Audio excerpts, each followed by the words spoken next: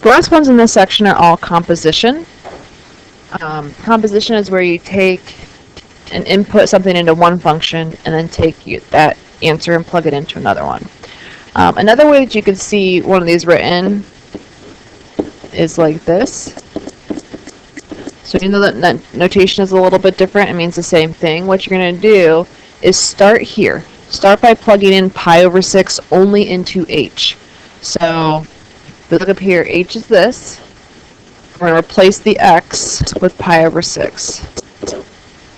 Alright, when you do that, you're going to multiply them together. So we get 2 pi over 6, which will just give you pi over 3.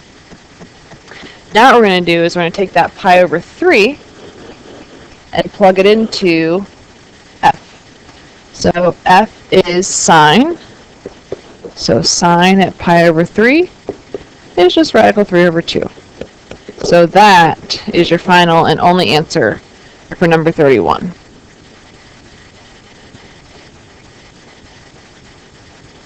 For 32, this time we're going to start with f.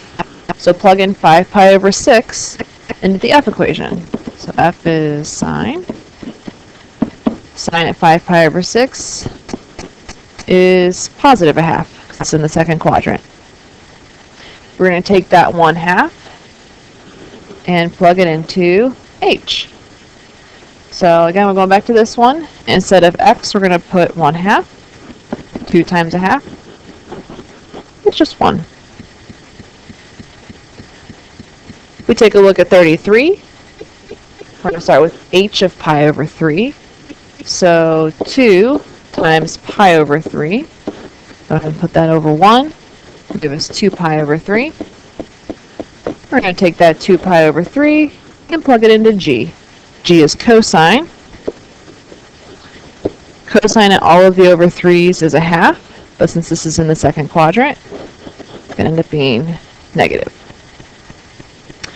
And last but not least, in this section, we're going to start by plugging in pi over 4 into h.